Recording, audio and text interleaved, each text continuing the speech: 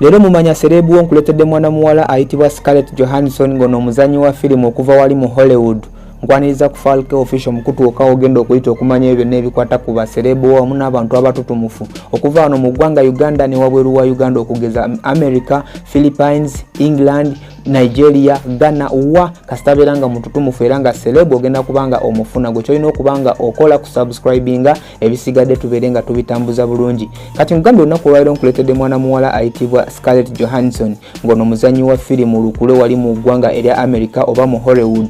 Obulanga tugenda kubanga tumanya ebyo ebimukwatako era nga sigenda kubanga nkuliso kujjako kubanga ntandika naye njagala kutegeeza nti amanya ge agamanyiddwa ya Scarlett Johansson obulanga amanya ge amatuufu oba amanya ge wetuba tugamazeeyo ya Scarlett Ingrid Johansson nga njagala kutegeeza nti yazaalibwa ennaku z'omwezi zaali 22 omwezi gwali gwa Novemba omwaka gwali gwa 1984 yatogera saa zino mu 2024 alina emyaka 39.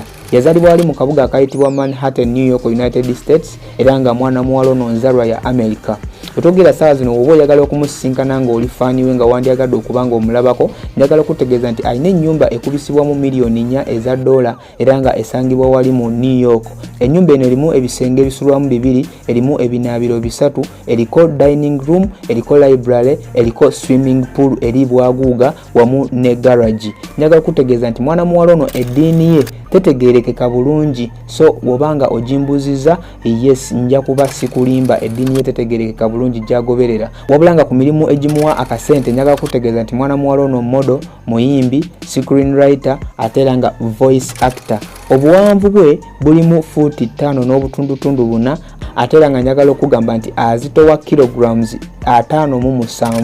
Biki ebisinga okubanga bimutwalira obudde bwe mu biseera bye eby'eddembe? Ayagala nnyo art and craft, ayagala nnyo okuzina, design wamu n'okubeera nga nte ayagala nnyo video games n'okubeera nga nte ayagala nnyo obudde bwe obusinga okubanga agendako mu gym.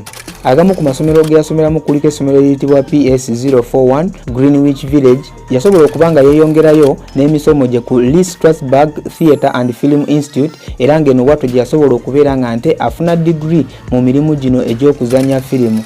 Era nga njagala kutegeeza nti Scarlett Johansson yasobola okubanga yeeyongerayo n'abeera nga asoma ebintu ebyo ebyokubanga asomesa abaana abato obanga atraininga abaana abato okubeera nga nti nabo bayiga okuzanya firimu ku myaka emito era ekyo kintu akirinamu degree y'omu ku basomesa abasobola okusomesa abaana abato okuzanya firimu n'abeera nga nawe ogamba kanaakaana kazanye ekyo kintu akirina bulungi nnyo yakikuguka.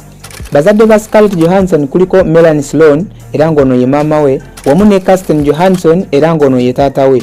Njaga kutegeeza nti Scarlett Johansson alina baganda be 5 era nga ku bano kuliko abazanyi ba firimu okuli Christian ngono muganda we era nga naye muzanyi wa firimu ate era nga producer waazo, Adrian nga naye muzanyi wa firimu, Vanessa nga naye muzanyi wa firimu, Anta muzanyi wa firimu wamu ne Fenan.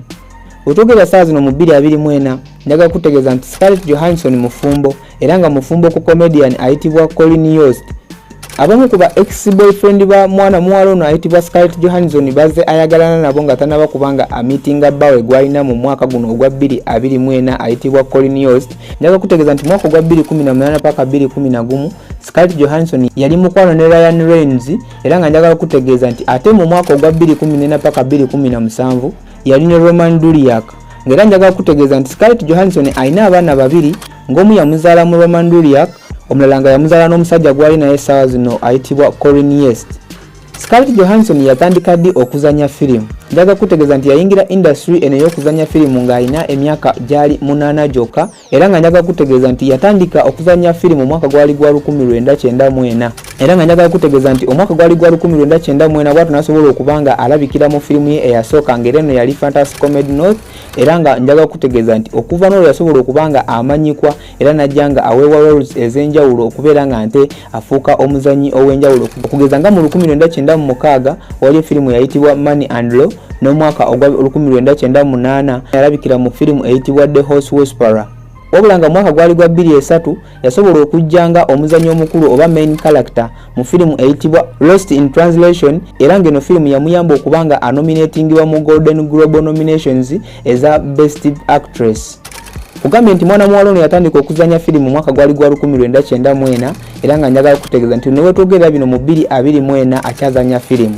wabula obanga oli mulabi wa filimu ezo eziva mu Hollywood obanga oli muwagizi wa Scarlett Johansson nja kusaba oberenga nte o likinga video eno wamu n'okubanga nkusaba teweerabira kubanga o subscribinga ku Falke Official tusobole okubanga tweyongera okumanya baserebo baffe ab'enjawulo wano mu ggwanga Uganda ne wabweru waayo. Ezimu ku filimu ezikyasinze okubeera most successful mu movie career ya mwana muwala ono ayitibwa Scarlett Johansson mulimu movie eyitibwa Avengers The Endgame era ng'eno movie ya 2019. Eno movie yakola sente ezikubisibwamu 2.8 billion US dollars era nga njagala okutegeeza nti yemu ku filimu ze ezikyasinze okuba nga nte zitundira ddala. Kakati katutunulire ku awards mwana muwala ono ze yakawangula bukyanga atandika okuzanya filimu okuva wali mu mwaka gwa 1994 paka wetutuukidde wano.